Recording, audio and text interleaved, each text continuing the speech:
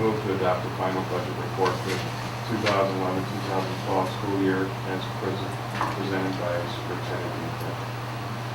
I'll second. Further discussion?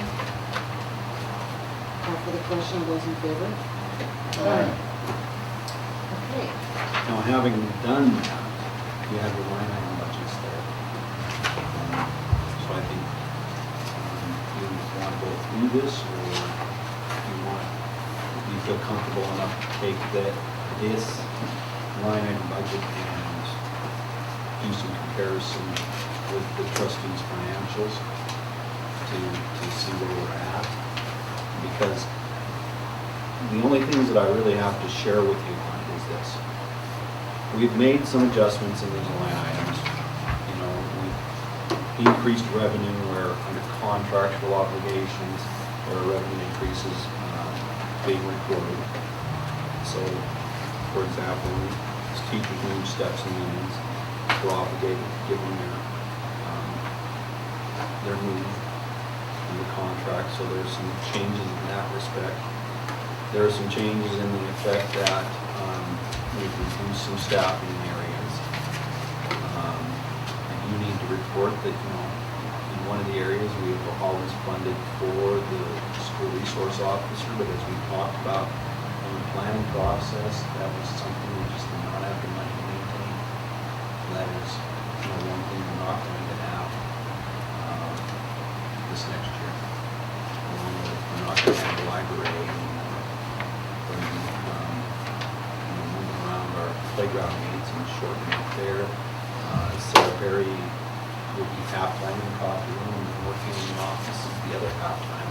So all those things that we've talked about, you know, are all part of this. And I've had discussions with administrators that said, well, we really need this, and some we're going to have to tighten up some of our supply line items in other areas, because the reality is we had set this forth in March and April. And talk with the taxpayers about the need for levy in order to not have to make those types of decisions.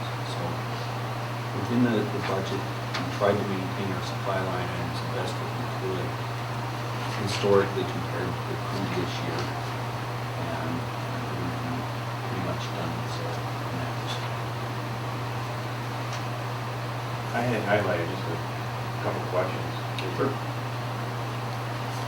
The copier fees, I see it's budgeted the same as last year.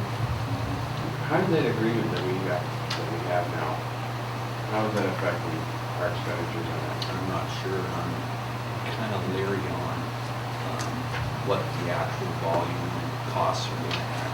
You know, until I see a year where it proves what she said, I don't want to shortchange my budget in that area. Okay. You don't need to know that. That makes sense.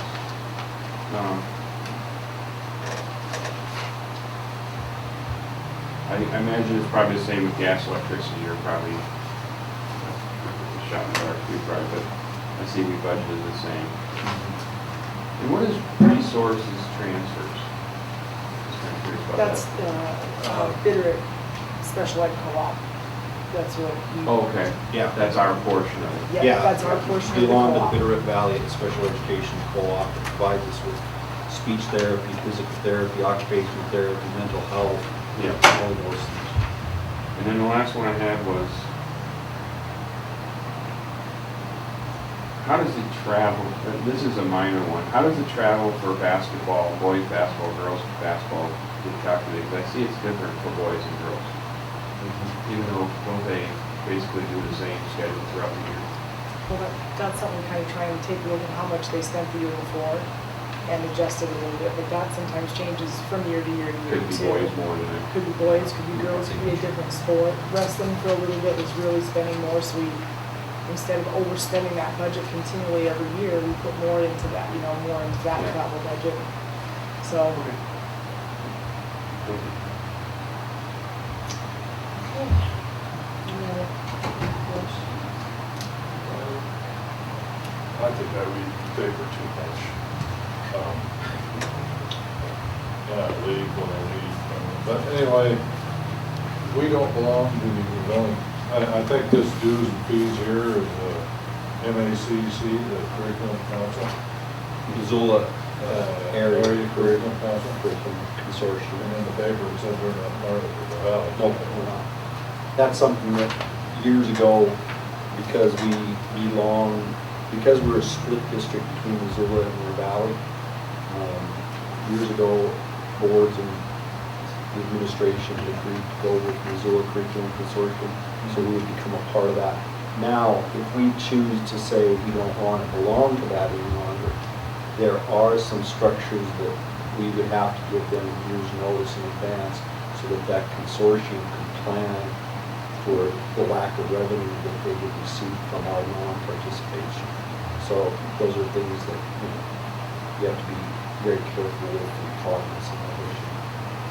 We actually get a lot of good out of it. You get some good out of it. I mean, the good that you really get out of the consortium is by belonging to it, you have that curriculum designed and submitted to the state and approved by the state, where the state isn't coming in and saying, you're not meeting your benchmark standards, you're not providing a quality education, where, the state board of ed can take exception to you when you not accredited your school.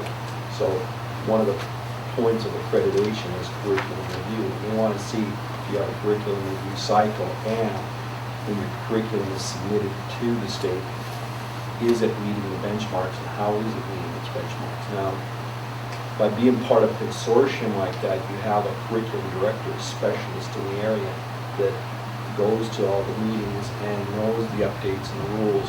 And one of the big rule changes that we've seen recently is Indian Education for All. The state legislature really thought that this is an important thing, and they thrusted these rules on to school districts with very little guidance. So what we had to do is design and integrate Indian education into as many parts of our curriculum as possible, and hope that they approve it.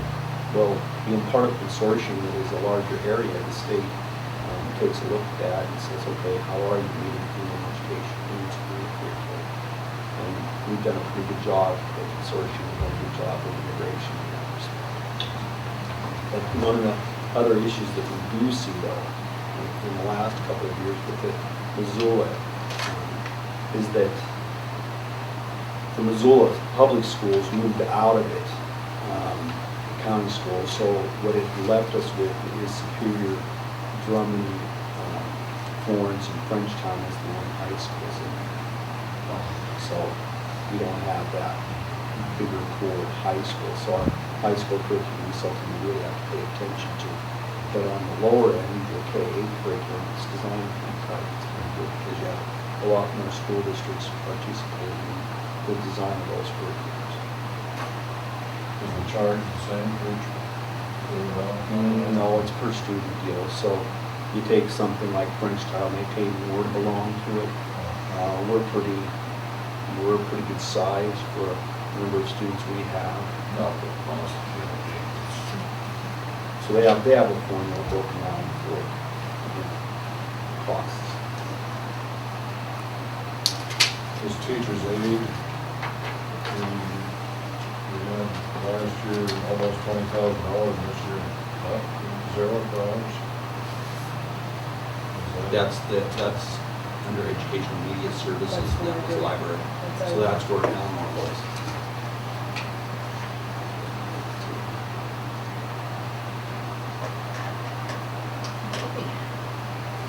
Any other questions? All right, this meeting is adjourned. Thank you. Good questions.